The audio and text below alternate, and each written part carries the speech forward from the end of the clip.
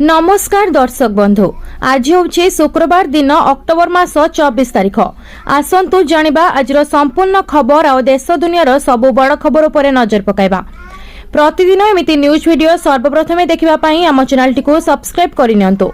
तेबे आसतु आजर गुरुत्वपूर्ण खबर गुड़िक उपर नजर पकाइबा। आजर प्रथम खबर होइछि आजिठु आउ त्राही नाही, प्रबल छेचिब, पछकु पछ माड़ी आसुछि लघुचाप।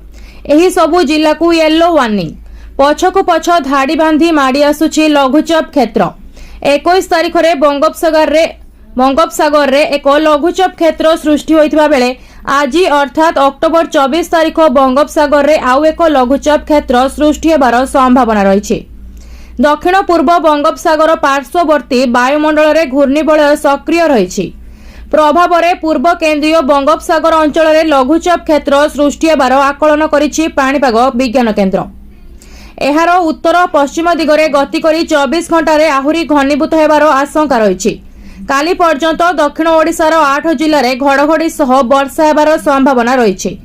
पुरी, खोर्धा और नयगढ़ जिल्ला रे मध्य घड़घड़ी सह वर्षा हेबा नै परवर्ती खबर रहिछि राशन कार्ड हिताधिकारींको पई खुशी खबर।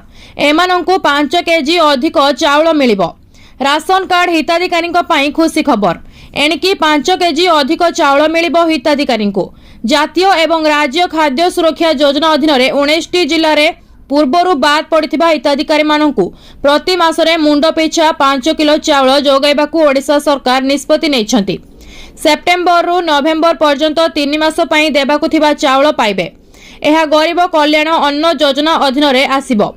खाद्य जोगाण एवं ग्राहक कल्याण विभाग द्वारा जारी करा जायथिबा एक निर्देश अनुसार जातीय खाद्य सुरक्षा आईन अंत्योदय अन्न योजना एवं राज्य खाद्य सुरक्षा योजना अधीन रे पूर्वरु जोगाई दिया जायथिबा 5 किलो चाउल व्यतीत अतिरिक्त चाउल बंटा जिवो।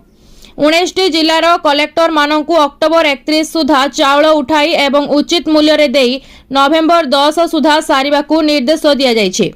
एही निष्पत्ति द्वारा अंत्योदय अन्न योजना अधीन रे आसुथिबा 8.28 लाख परिवार समेत 70.47 लाख रु अधिक परिवारर प्राय 2.40 कोटी व्यक्ति उपकृत हेबे।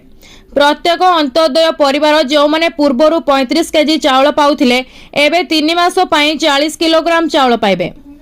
परवर्ती खबर रहिछि ईपीएफओ कला बड़ परिवर्तन।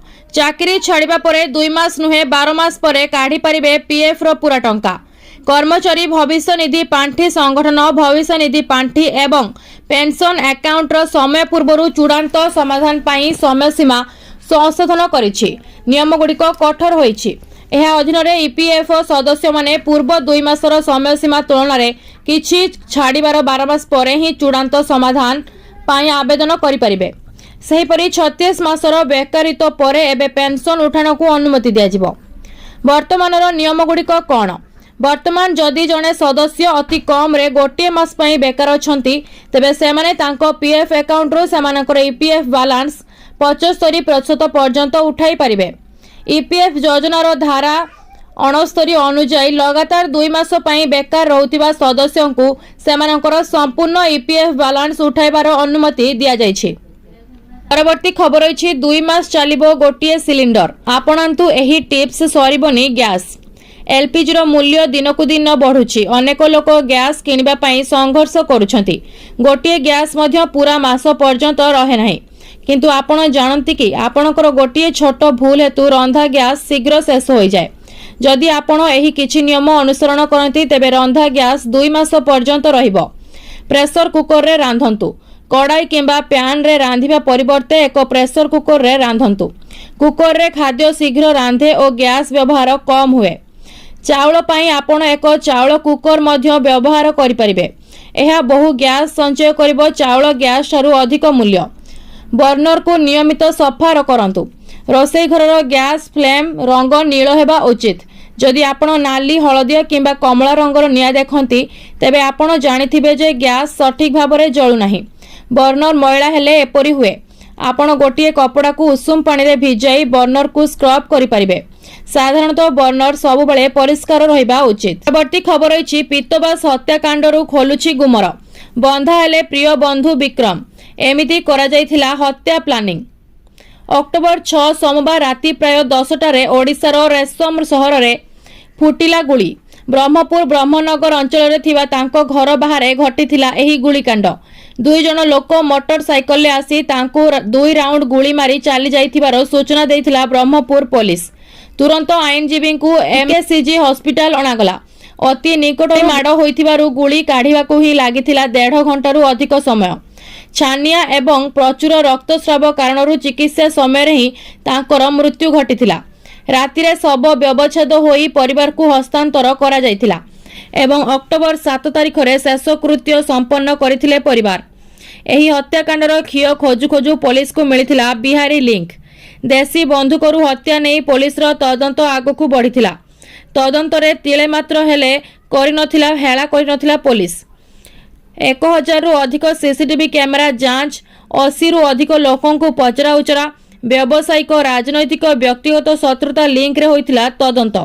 परवर्ती खबर अछि ग्राहकों पई खुशी खबर। गोटे दिन रे 7000 कमिला सुना, रूपा दर सुनी होई जिबे बेहोश। धनतेरस परठारु सुना दर लगातार भावे ह्रास पाइबारे लागिछि। तेबे पूर्व वर्ष अपेक्षा चलित वर्ष दीपावली और धनतेरस उत्सव रे सुना रूपार आशातीत लाभ होइछि। पूर्व वर्ष अपेक्षा सारा देश में चलित वर्ष 35 रु 40% अधिक बिक्री होइथिबा सूचना मिलिछि। किंतु धनतेरस परठारु लगातार सुना दर कमुथिबारु ग्राहक मानकु मनकु आश्वस्ति मिलिछि। आजिर दर आज भारतीय बजार में 24 कैरेट सुना 1,25,080 टंका रही। सेहीपरि 22 कैरेट सुना दर 1,14,650 टंका छुईछि।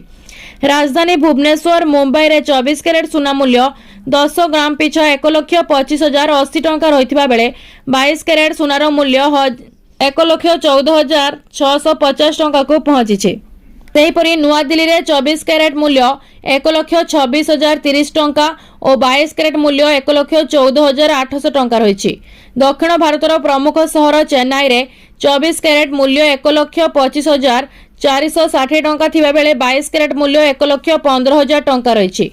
पूर्व भारतर प्रमुख सहर कलिकता रे यथाक्रमे 1,25,080 टंका और 1,14,650 टंका रही। परवर्ती खबर अछि आसिला एमानंक पई खुशी खबर। जहाको मिलिनी सुभद्रा द्वितीय और तृतीय किस्ती तांको मिलिबो। एथर चतुर्थ किस्ती सहित 15,000 टंका। एही मानक खाता को पुणी आसीबो चलित मासरे सुभद्रा द्वितीय तृतीय और चतुर्थ किस्ती 15,000 टंका। सूचना देले उपमुख्यमंत्री प्रभाती परिडा।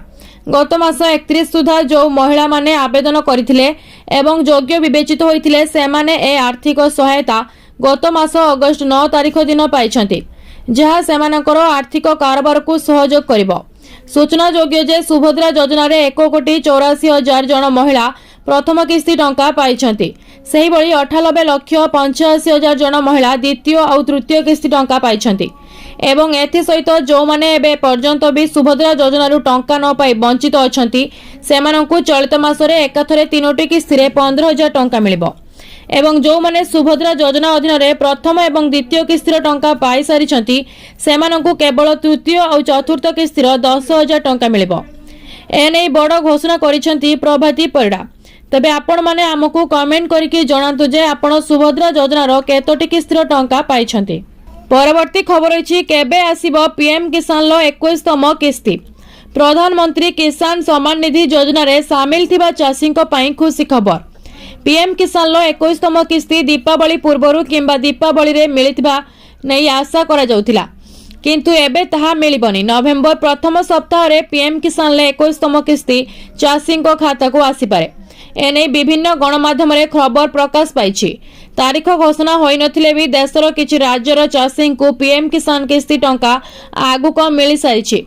जम्मू काश्मीर, पंजाब, उत्तराखंड एवं हिमाचल प्रदेश चाषींक खाता को आसी सारिछि पीएम किसान टंका। तेबे देशर अन्य समस्त राज्यर समस्त को नवेम्बर प्रथम सप्ताह रे टंका पठाई पारंती केंद्रर नरेंद्र मोदी सरकार।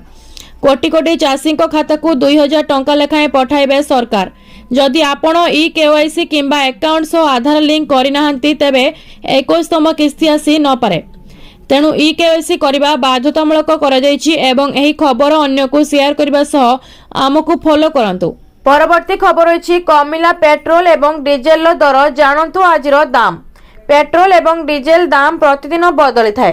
आज अर्थात ऑयल मार्केटिंग कंपनी मानकरे देशर समस्त राज्य पाई पेट्रोल डीजेल दाम जारी कर देइछंती।